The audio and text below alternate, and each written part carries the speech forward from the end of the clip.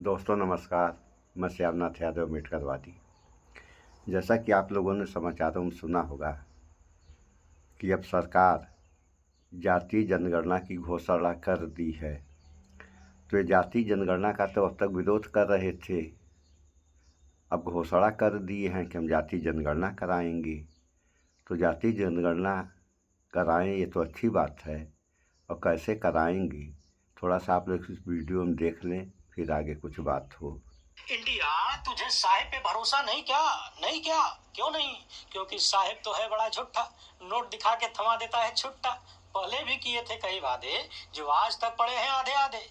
कोई पूछे क्या हुआ तेरा वादा, कहते हैं एफआईआर करा देंगे, बोलो मत ज्यादा। जी हाँ, पहलगाम का बदला लेने की डिमांड जोर पकड़ रही थी। उसे हल्का सा ढीला करने के लिए हुजूर ने अपने आप को अर्बन नक्सल बना लिया, पूरी पार्टी और पूरे आरएसएस तक को अर्बन नक्सल बना दिया।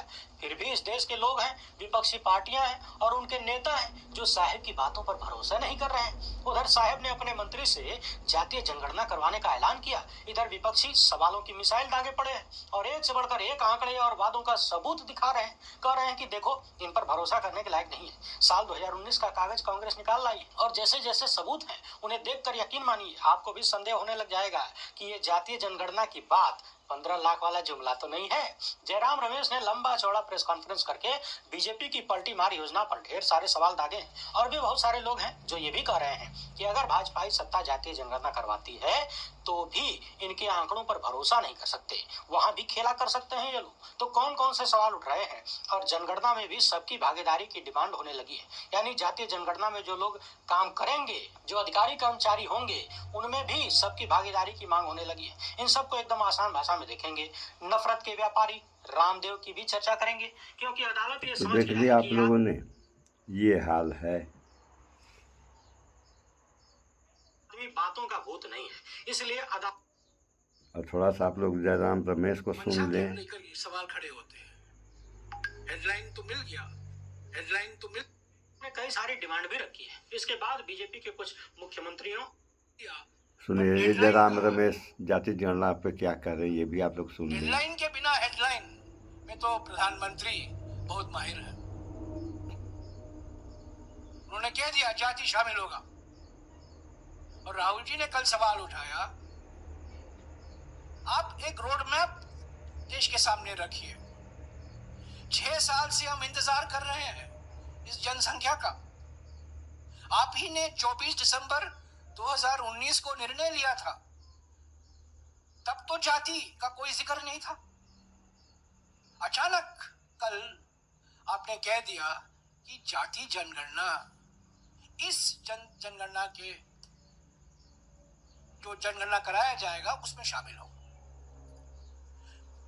2025-26 में गृह मंत्रालय में जो सेंसस कमिश्नर का ऑफिस है, जो सेंसस कराता है, जो जनगणना कराने की जिम्मेदारी दी गई है, इस ऑफिस को 2025-26 के बजट में 575 करोड़ रुपया आवंटन हुआ है।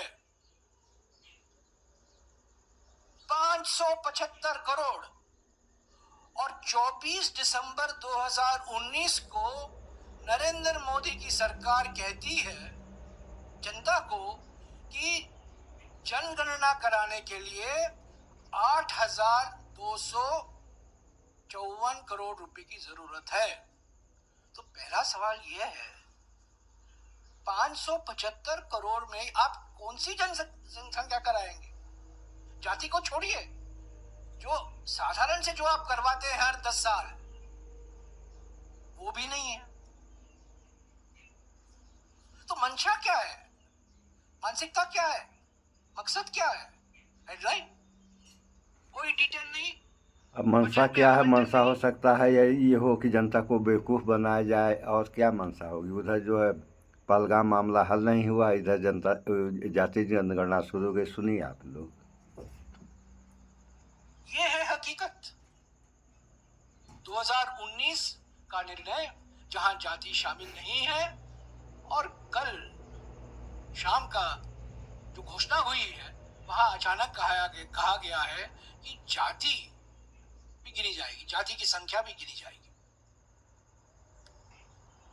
राहुल जी ने कहा, हम इसका स्वागत करते हैं, एक सही कदम है, पर कई सवाल खड़े होते हैं। मंशा के लेकर ये सवाल खड़े होते हैं। हेडलाइन तो मिल गया, पर डेडलाइन क्या है? जरा एक नजर इधर भी डालिए। ट्विटर पर कोई क्रांति कुमार सवाल कर रहे हैं कि क्या आप लोगों को यकीन है कि बीजेपी कास्ट सेंसस ईमानदारी से करेगी? घोषणा होते ही विपक्ष नाचने लगा है और श्रेय लेने की होड़ लग गई है, जबकि विपक्षी नेताओं को प्रेस कॉन्फ्रेंस करके सरकार से सवाल पूछना चाहिए, घेरना चाहिए था। सवाल है कि क्या जातिगत जनगणना बीजेपी सरकार कास्ट सेंसस एक्ट 1948 के तहत करेगी या नहीं?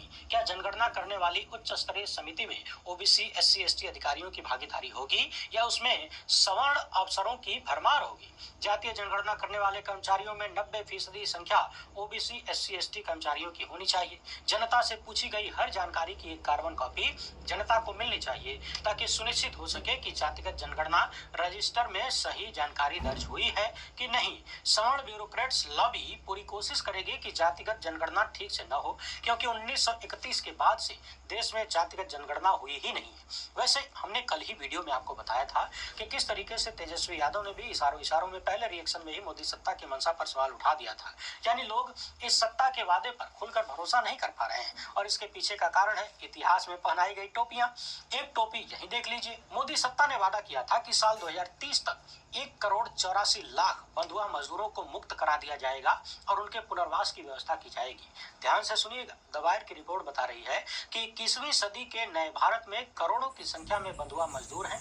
भारत सरकार ने खुद ही साल 2016 में लक्ष्य रखा था कि 2030 तक 1,84,00,000 बंधुआ मजदूरों को गुलामी से मुक्त किया जाएगा, पुनर्वास की व्यवस्था की जाएगी।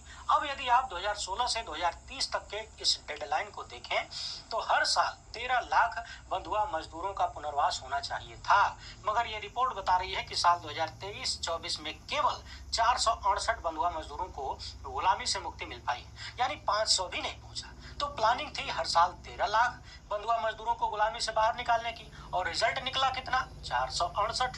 सोचिए, इससे बड़ा फेल्योर क्या किसी सरकार का हो सकता है? जहां 1,84,00,000 मजदूरों को निकालना है, वहां 468। इतने तो बाय डिफॉल्ट निकल सकते हैं। इस रिपोर्ट में कुछ कहानियां भी बताई गई हैं। उत्तर प्रदेश के सहारनपुर निवासी के बेटे की शादी के लिए उसने ठेकेदार से 10,000 रुपए का कर्जा लिया।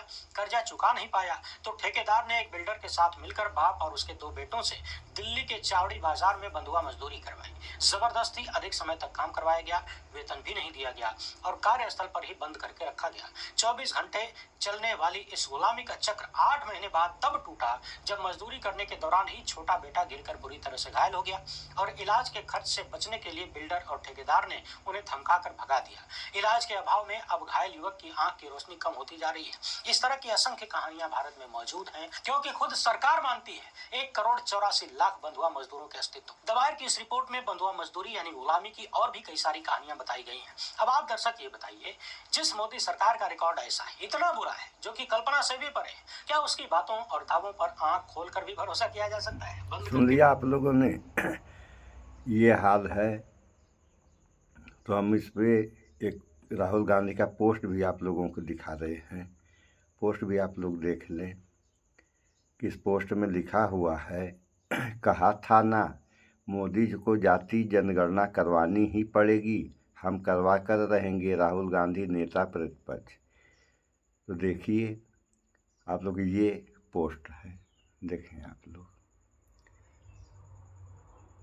तो क्या होना चाहिए आप लोग देख ही रहे हैं कि अगर सच बोल रहा है इंसान तो उसके ऊपर FIR हो जा रहे हैं, जैसे नेहा सिंह राठौर पर हो गया, और जो झूठ बोल रहा है उस पर कोई कार्रवाई नहीं हो रही है। तो अगर ऐसा ही हुआ तो इस देश और जनता का क्या होगा? इन सब बातों पर विचार करें आप लोग। सो इस वीडियो में इतना ही। स्वच्छता अपनाएं, शुद्ध खाएं, स्वस्थ रहें, शिक्षित बने। जय विज्ञान, जय संविधान। नमस्कार।